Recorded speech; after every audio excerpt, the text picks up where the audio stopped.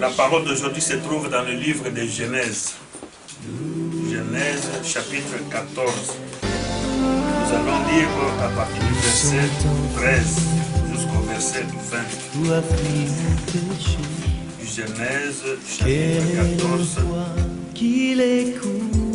Verset 13 jusqu'au verset 20. Soleil levant, ciel couchant, Lisons la parole de Dieu.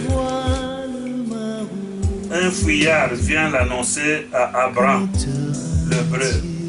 Celui-ci habitait parmi les chaînes de Mamré, l'Amoréen, frère d'Ashcol et frère d'Aner, qui avait fait alliance avec Abraham. Dès qu'Abraham y apprit que son frère avait été fait prisonnier, il arma 318 de ses plus braves serviteurs nés dans sa maison, et il poursuivit les rois jusqu'à Dan.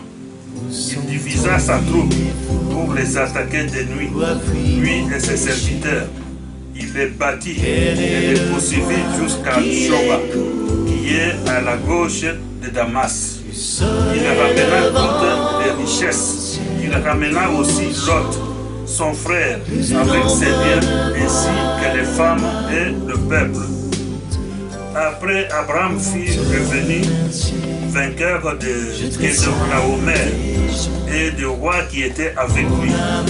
Le roi de Sodome sortit à sa rencontre dans la vallée de Chavé, qui est la vallée du roi. Melchisedec, roi de Salem, fit apporter du pain et du vin. Il était sacrificateur du Dieu très haut. Il bénit Abraham et dit: béni soit Abraham par le Dieu très haut, maître du ciel et de la terre. Béni soit le Dieu très haut, qui a livré tes ennemis entre tes mains. Et Abraham lui donna la dîme de tout. Et Abraham lui donna la dîme de tout. Alléluia. Nous enchaînons, nous allons lire aussi dans le livre de Samuel, premier livre de Samuel, chapitre 30, dans l'Ancien Testament. Premier Samuel, chapitre 30. Nous allons lire du verset 16 jusqu'au verset 19. 1 Samuel chapitre 30, verset 16.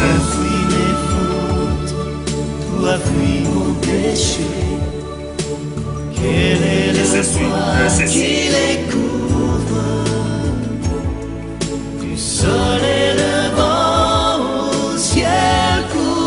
Il lui servit ainsi d'église. Et voici les Amalécites étaient qui séminaient dans la contrée, mangeant, vivant et dansant, à cause du grand butin qu'ils avaient enlevé du pays des Philistins et du pays des Juda. David les battit depuis l'aube du jour jusqu'au soir du lendemain, et chacun d'eux n'échappa. C'était 400 jeunes hommes qui montèrent sur des chameaux et s'enfuirent. David sauva tous ceux que les Amalécites avaient pris. Et il délivra aussi ses deux femmes. Il ne leur manqua personne, ni petit, ni grand, ni fils, ni fille, ni aucune chose, du butin, ni rien de ce qu'on avait enlevé. David ramena tout. David ramena tout. Alléluia. Nous avons lu deux passages. Le passage que nous avons lu dans le livre de Genèse, chapitre 14, versets 13 à 20, nous raconte l'histoire de la victoire que Abraham avait eue.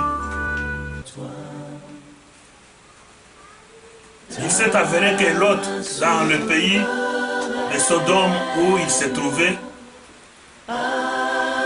ce pays-là et d'autres pays étaient sous la domination d'une puissance étrangère. Ils étaient sous la domination d'un pouvoir étranger.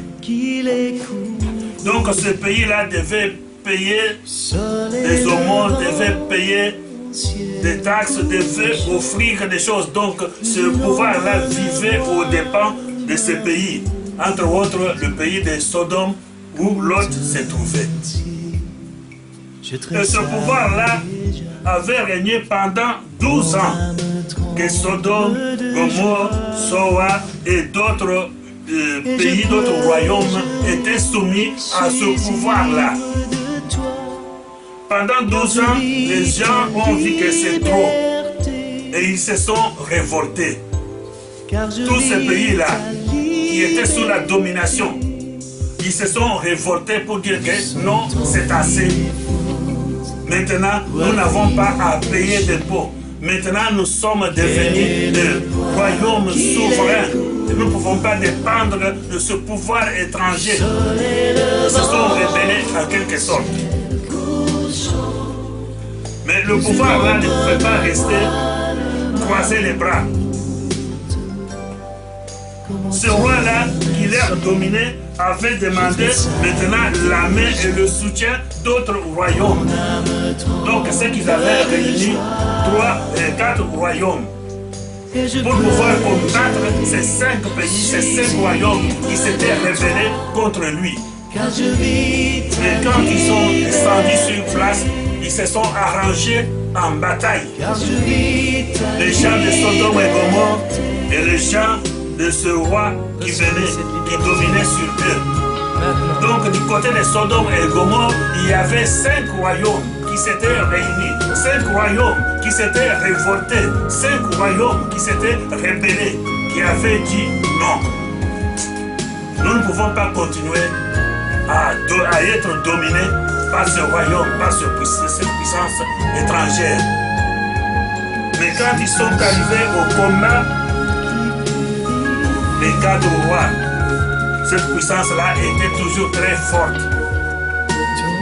Le roi de Sodome, le roi de Gomorrhe et les 3 autres rois qui s'étaient réunis, ils ont fui devant la puissance dominatrice, la puissance qui avait usurpé le pays.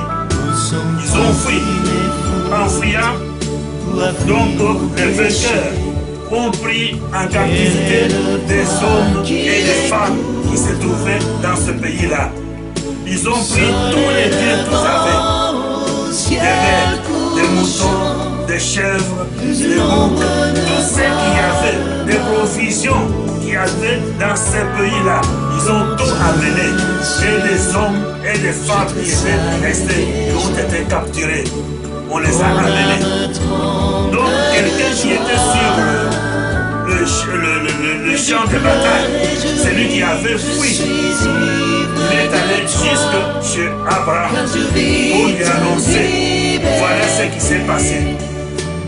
En Sodome, là où ton frère ou ton neveu habite, c'est que ton neveu a été pris captif avec sa femme, avec ses enfants, avec tous ses biens. Et tous les hommes et toutes les femmes de Sodome et Gomorrhe, on les a amenés captifs par un pouvoir, par un roi. Il y a 4 rois qui s'étaient réunis, ils ont formé une armée très forte, une armée très grande. Mais quand Abraham a appris que son neveu avait été fait captif, donc il était devenu esclave de ce royaume-là qui dominait presque dans ce contrée-là, disons dans l'Orient. Donc Abraham avait peu de gens, peu de serviteurs. Et il a choisi parmi ses serviteurs quelques 300 personnes, 318 au juste, qu'il a armés et il a poursuivi les 4 rois. Donc 4 armées réunies ensemble, ça formait vraiment une armée très immense. Beaucoup de militaires, beaucoup de cavaliers, beaucoup de chars, beaucoup de fantassins. Lui, avec 318 personnes, il a poursuivi ces gens-là. Dans la nuit, quand il les a trouvés, il a divisé son armée pour pouvoir bien attaquer les ennemis. Et Abraham, qui n'avait qu'un poignet de gens, de serviteurs, il a combattu les 4 rois et il les a battus et les 4 rois ont fui. Toute l'armée a été en débandade. C'est que ce jour-là, Abraham avait remporté vraiment une grande victoire. Une grande victoire. Il a libéré Lot. Il a libéré tous les hommes et toutes les femmes qui étaient faits captifs. Il a libéré toutes les bêtes qu'on avait amenées, toutes les richesses, toutes les provisions que ces gens-là avaient prises. Donc Dieu et Abraham avait récupéré tout cela. Donc c'était une grande victoire. Mais pourquoi des 5 rois qui s'étaient réunis avec les 5 armées des 5 royaumes ne sont pas parvenus à pouvoir combattre contre 4 rois et les vaincre? Donc ils ont fui devant eux. Mais un seul homme qui n'avait que 300 personnes est parvenu à mettre en déroute de plusieurs armées qui étaient réunies devant lui. De véritables combattants, de véritables guerriers, des gens formés au combat. Et il les a battus. C'est pourquoi nous avons intitulé notre thème d'aujourd'hui, que c'est la révolte. Révolte ou la révolution. Il y a des révoltes qui peuvent réussir et il y a des révoltes qui ne peuvent pas réussir. Pourquoi une révolte? Pourquoi une révolution peut réussir? C'est parce que nous savons cet roi qu'on appelle le roi de Sodome. Nous connaissons Sodome. Nous connaissons Gomorrhe. Nous connaissons la vie que menaient les gens de ces 2 royaumes-là. Nous savons des punitions que Dieu lui-même avait infligées à ce royaume-là parce qu'ils ne se comportaient pas comme de vrais gens. Tout ce qu'ils faisaient, c'était mal aux yeux de l'Éternel Dieu. Mais quand ils étaient sous la domination, eux, ils n'ont pas pensé à Dieu pour pouvoir se réunir avec l'autorisation de Dieu, pouvoir prier Dieu, pouvoir se confier à Dieu afin que Dieu puisse leur donner la force et la puissance de pouvoir se libérer de cette puissance qui dominait sur eux. Ils ont compté sur leur propre capacité. Ils ont compté sur leur propre nombre. Quand ils ont vu que de l'autre côté, il y a 4 rois et nous sommes 4 et 5 royaumes. Nous sommes plus nombreux que ceux qui viennent, que ceux qui dominent sur nous et nous avons la force. Si nous les attaquons aujourd'hui, nous allons enlever la corde d'esclavage qui se trouvait dans leur cou. Mais ils ont échoué. Ils ont échoué parce que le roi de Sodome et le roi de Gomorrhe, le roi de Sora, ces gens-là devaient d'abord se repentir. Il y a d'autres histoires, d'autres choses qui nous arrivent dans nos vies, dont nous ne sommes pas capables de pouvoir vaincre, mais parce que nous ne parvenons pas à nous repentir tout d'abord. Quand il y a un problème qui t'arrive, sache bien que c'est Dieu qui te parle. Ce sont des signes que Dieu te montre afin que tu puisses revenir à lui. Si les gens là de Sodome, le roi de Sodome, le roi de Gomorrhe et le roi d'autres nations qui étaient là, si ils avaient pensé à Dieu, s'ils étaient revenus à Dieu de toutes leurs pensées, je crois bien qu'ils pouvaient avoir la victoire. Ils allaient vaincre leurs ennemis.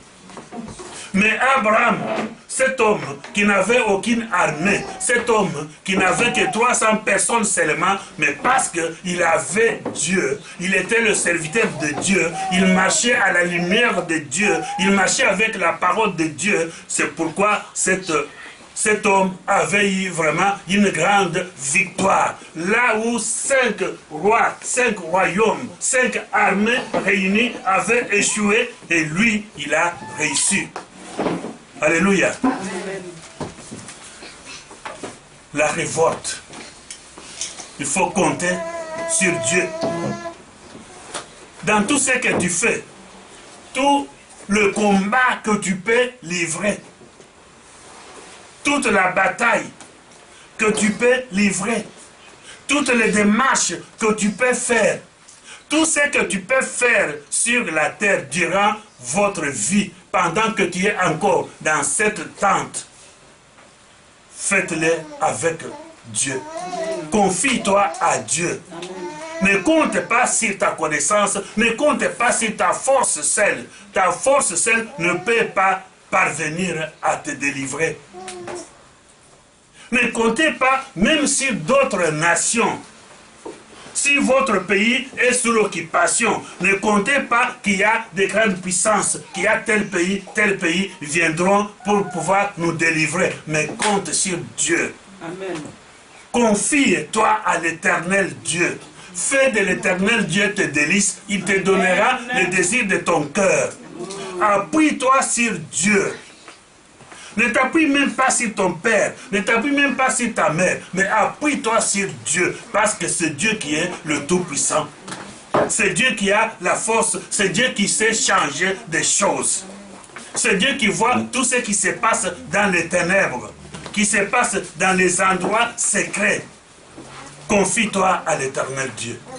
Abraham avait réussi. La preuve en est que quand il revient de sa victoire, il va rencontrer un sacrificateur de Dieu.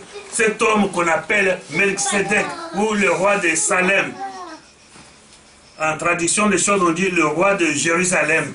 Et cet homme était le sacrificateur de Dieu. Vous voyez bien que tout ce qu'Abraham avait gagné dans ce combat-là, il a amené la dîme pour donner au sacrificateur. C'est parce qu'il reconnaissait que la victoire que j'ai eue, ce n'est pas par ma force, mais c'est Dieu le Tout-Puissant qui l'a fait. C'est pourquoi il a préféré aller donner la dîme à ses serviteurs de Dieu. Quand on donne aux serviteurs de Dieu, c'est qu'on donne à Dieu. Comme Jésus-Christ l'avait dit que si vous donnez ne fût-ce qu'un verre d'eau à un de ses petits, sachez bien que c'est à moi que vous le faites. Donc cet homme avait confiance dans son Dieu et sa confiance a donné vraiment des fruits. La confiance qu'il avait en Dieu, il était devenu un vainqueur. C'est à partir de ce moment-là que dans cette contrée-là, on a connu le nom d'Abraham. On a su que cet homme, c'est un homme brave. Et que le Dieu de cet homme, c'est un véritable Dieu. Un véritable Dieu qui fait des miracles. Parce que ça, c'était vraiment un grand miracle. Là où 5 rois avaient échoué, avec 5 armées bien équipées, bien instruites. Et ils ont échoué. Mais avec 318 personnes, ils ont mis en débandade de milliers et de milliers de personnes, des militaires bien équipés, bien armés. Nous avons lu un autre passage dans le livre de Samuel. Samuel chapitre 30. 1er Samuel chapitre 30, versets 16 à 19. Nous avons déjà lu ça. Nous avons vu une histoire. Cette histoire, c'est David qui est à la base de cette histoire. Donc David, en fuyant devant le roi Saül, le roi des Juifs, qui voulait le faire, le tuer, il avait fui. Quand il avait fui, il s'était réfugié dans le pays de Philistins. Et les Philistins savaient bien que David est là et que ce David, il était l'un des grands chefs de l'armée du roi Saül. Et que David avait quelques personnes qui étaient à son service. On connaissait bien que c'est David qui était vraiment un héros. Et c'est lui qui avait tué Goliath. Il s'était distingué dans beaucoup de guerres. On connaissait son nom dans cette contrée-là. Donc il vivait comme réfugié dans le pays de Philistins. Mais il est arrivé que le roi de Philistins était en difficulté avec le roi de Juda. Ils avaient des problèmes. Ils étaient en guerre. Comme ils allaient combattre le roi Saül, et le roi de Philistins avait demandé à David de l'accompagner, d'aller combattre son ennemi. combattre le roi Saül, qui était l'ennemi juré du roi David. À ce moment-là, David n'était pas encore roi, mais il n'était qu'un simple réfugié. Un fuyard qui avait fui son maître, qui s'était révolté contre son maître. Mais quand les princes de Philistins avaient vu que David était derrière eux, devant eux, il y avait Saül. Et que David et Saül, tous ces gens-ci sont des Juifs. Ils ont pensé que si nous allons en guerre combattre les Juifs, si quand David verra comment nous tuons les Juifs, comment nous les maltraitons, cet homme va se tourner contre nous. Ils ont demandé à leur roi de ne pas amener avec David, de congédier David, que David rentre là où, dans le pays où la ville qu'on lui avait confiée, là où il résidait avec ses gens. Nous ne voulons pas aller combattre ensemble avec lui. Et ils ont convaincu le roi. Le roi a dit à David, bon, moi, je sais bien que tu es avec moi et que tu ne peux jamais me faire du mal, mais voilà ce que mes princes disent. Donc rentre, prends tes hommes, rentre dans la ville que je t'ai confiée. Quand David est rentré dans la ville qui lui était confiée, ils ont trouvé que là-bas, il n'existait plus de ville. Il n'existait plus de village. Tout avait été pillé et toutes les maisons étaient brûlées. Les femmes qu'ils avaient laissées dans ce village-là, les enfants qu'ils avaient laissés, des vieillards qui étaient restés, qui n'avaient pas la force d'aller combattre, qui n'étaient pas des militaires, on avait pris tous ces hommes-là, toutes ces femmes-là, tous ces enfants-là. On avait pris même des moutons, des vaches, toute la richesse qu'ils avaient, des provisions qu'ils avaient pour manger, même des vêtements qu'ils avaient laissés dans leur maison. Tout a été pris par les Amalécites et ils sont partis avec. Quand David est arrivé avec 600 hommes qu'il avait, il avait trouvé que là-bas, il y avait des pleurs et des grincements de dents. David et ses gens ont pleuré, jusqu'au moment où ils n'avaient même pas pris la force de pouvoir sortir la voix. Vraiment parce que c'était difficile. Comment pouvez-vous penser?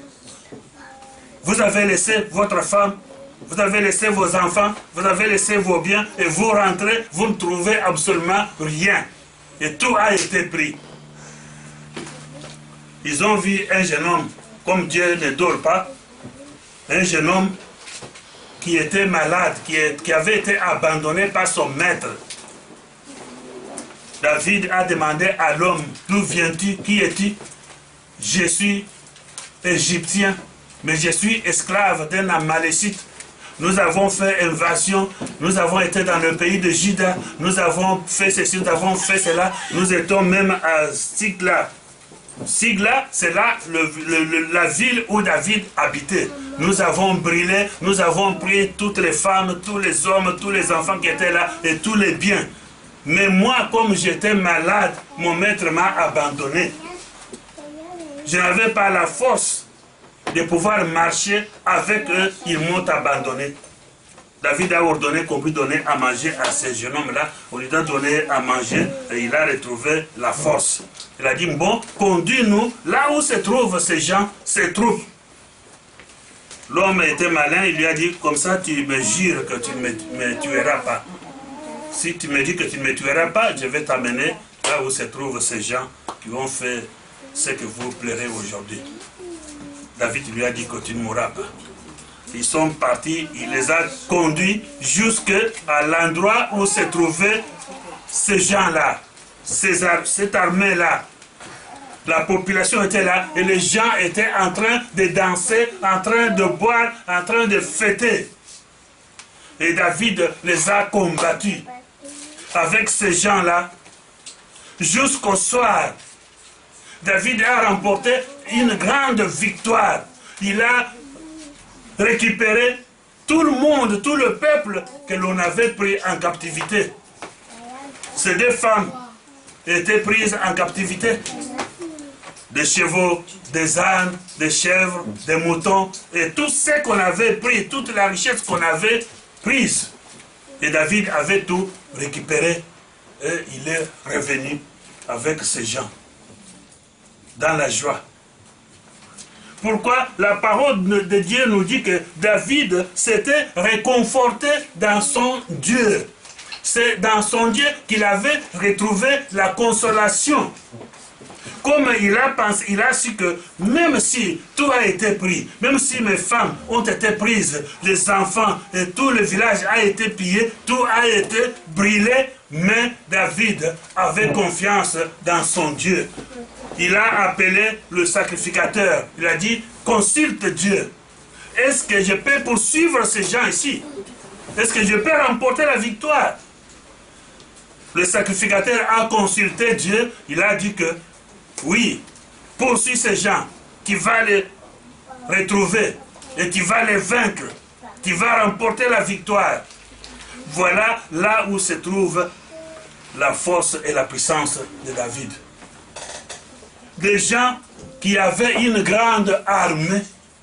D'ailleurs, quand il avait les 600 personnes là, quand ils sont arrivés à un certain endroit, il y avait une rivière, un torrent de vent. Mais il y avait des gens, parmi les 600, il y a eu 200 personnes qui n'avaient plus la force de pouvoir marcher, de pouvoir aller au combat. Et ils sont restés dans ce lieu-là. Et David a continué avec 400 personnes. Mais c'est avec 400 personnes qu'il avait mis en débandade des grandes armées qui étaient venues. Et il a récupéré tout ce qu'ils avaient volé, tout ce qu'ils avaient pris. Pourquoi? Parce qu'il avait confiance dans son Dieu.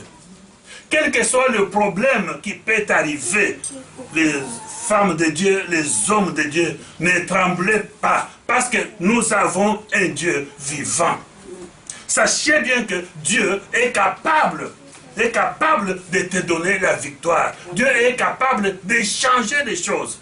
Que la queue devienne la tête et que la tête devienne la queue. Dieu est capable de t'envoyer que tu deviennes la tête. Dieu peut t'envoyer que tu deviennes plus haut. Même si tu es en bas, même si tu te crois que tu es déjà écrasé, que tu es déjà au bout de tes forces, si tu vois que la situation qui t'est arrivée est une situation devant laquelle tu ne peux pas faire face, mais tu as un Dieu. Fortifie-toi dans notre Dieu. Notre Dieu, il est le Dieu tout-puissant. Il est le Dieu qui est capable. Il est capable de tout. Fais seulement de lui tes délices. Confie-lui tes problèmes. Confie-lui tes difficultés. Confie-lui tout ton combat là. Mais c'est Dieu qui va le prendre en charge. C'est Dieu qui va combattre à ta place. Les enfants de Dieu, n'ayez pas peur. N'ayez pas peur. Mais sachez avec qui tu vas faire coalition. Tu vas t'associer avec qui pour combattre tes ennemis. Quand les rois de Sodome et Gomorrhe se sont réunis entre eux, des malfaiteurs, des voleurs, des gens qui vivaient la vie qui n'était pas conforme à la parole de Dieu, ils se sont réunis, ils n'ont pas remporté la victoire. Mais toi, quelles que soient les attaques que tu peux avoir, quelle que soit la maladie que tu peux avoir, quels que soient les problèmes que tu peux avoir, tu n'es pas seul, qui a un Dieu vivant. Amen. On dit que David s'est fortifié dans son Dieu, dans son Seigneur. C'est pourquoi la parole de Dieu dit que David était un homme selon le cœur de Dieu. Soyez des femmes selon le cœur de Dieu. Soyez des hommes selon le cœur de Dieu. Confiez-vous à l'éternel Dieu. Même si vous entendez dire qu'il y a quelqu'un qui vous cherche, il y a ceci, il y a cela, n'ayez pas peur, parce que nous avons un Dieu vivant. Amen.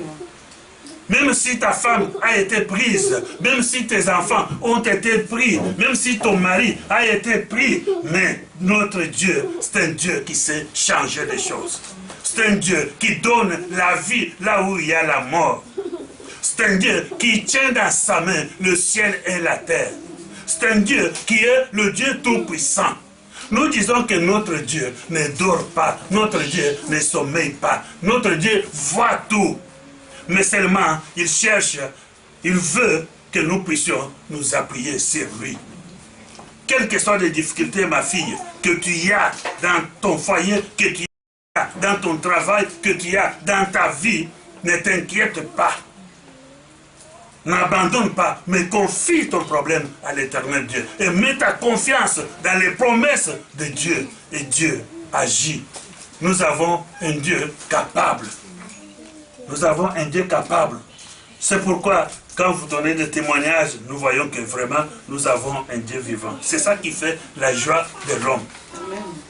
Notre joie à nous, ce n'est pas que nous soyons des millions de personnes. Non, notre joie à nous, tout d'abord, c'est ce que nous avons un Dieu. Que je suis un homme ou une femme sauvé. Et j'ai mon Dieu et je marche avec lui. Voilà ce qui fait d'abord la joie d'un chrétien.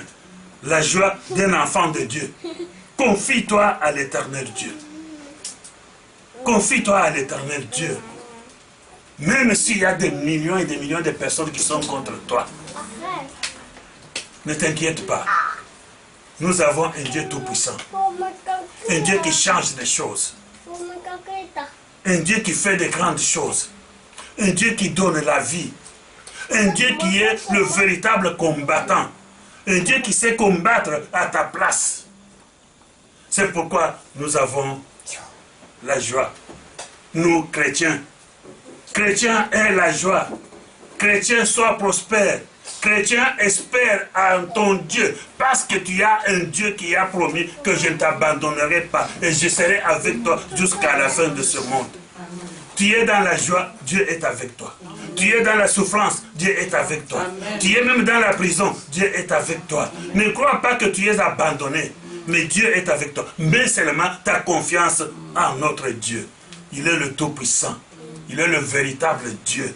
Il donne la solution à tous les problèmes que nous avons. Soyons fiers d'avoir ce Dieu-là comme maître et comme Seigneur. Abraham avait remporté la victoire parce qu'il était fidèle à la parole de Dieu. C'est notre fidélité à la parole de Dieu qui peut nous donner la victoire ou qui peut nous donner l'échec dans tout ce que nous faisons. Mais si nous restons vraiment attachés, si nous restons accrochés, voilà David, il n'avait pas péché, mais il était parti pour aller combattre. Mais derrière lui, il trouve que ses femmes ont été prises, les enfants, tout le village a été brûlé. Ce sont des épreuves. Il y a quelqu'un d'autre aussi, il trouve qu'il y a une situation comme ça, il abandonne Dieu. Ah, si Dieu était avec moi, comment on devait prendre ma femme?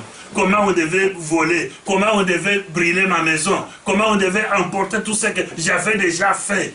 Si Dieu était avec moi, à Dieu, je te mets à côté. Mais lui, on dit qu'il s'est fortifié dans son Dieu.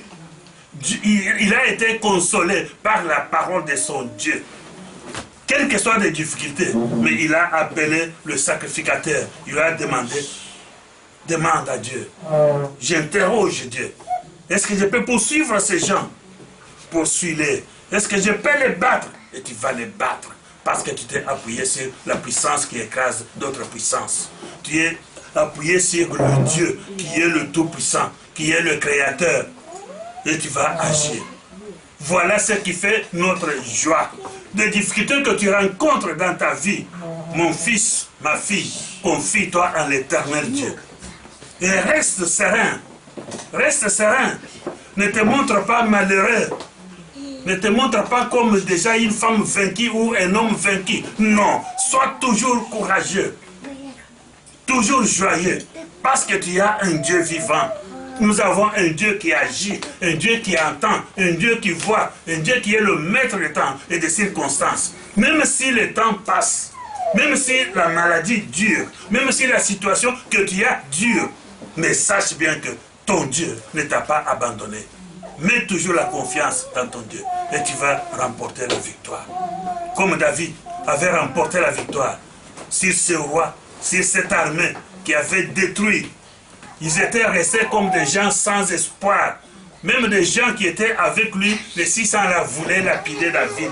Si toi tu nous avais pas dit d'accompagner le roi de Philistins, on n'allait pas brûler notre village. On n'allait pas emporter nos femmes, nos enfants et nos richesses. Si nous étions là, nous allions combattre et faire fuir ces gens-là. Mais parce que toi, tu nous avais amenés ailleurs, voilà ce qui nous est arrivé. Il voulait lapider David. David lui-même pleurait parce qu'il avait ces deux femmes, des femmes qu'il aimait beaucoup, et de celles qu'il avait quand il était encore fuyard devant le roi Saül. Et vous savez, la vie de célibataire, c'est une vie difficile. Là où l'on voulait ramener encore David.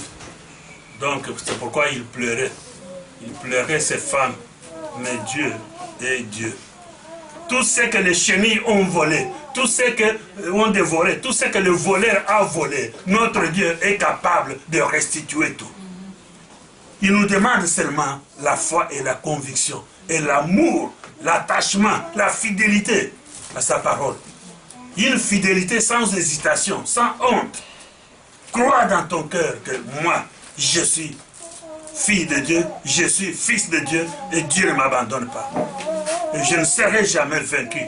Et je serai toujours vainqueur. Je serai toujours la tête, non la queue. Dans tout ce que tu fais, sache bien que je vais toujours remporter la victoire. Parce que je le fais avec l'accord de mon Dieu. Tu commences un travail. Nous avons commencé un ministère. Nous avons commencé une assemblée. Vraiment ça dure. Mais sachez bien que nous allons remporter la victoire. Parce que nous travaillons pour l'éternel notre Dieu. Nous travaillons pour le royaume de Dieu. Ce n'est pas pour le royaume des hommes. C'est pour Dieu. Mais Dieu seul connaît le moment. Dieu seul connaît la circonstance. Parce qu'il est le maître des temps et des circonstances. Un jour, vous verrez que comme un miracle, vous serez élevé. Vous serez vraiment au vieux au-dessus de tout le monde. On parlera de vous. On parlera de votre travail. On parlera de votre foi. Parce que notre Dieu est Dieu. N'ayez pas peur. Il est vivant. Et il nous aime. Mais seulement confions-nous à l'éternel Dieu. Que cette parole puisse nous édifier. Dans le nom de notre Seigneur Sauveur Jésus-Christ. Amen.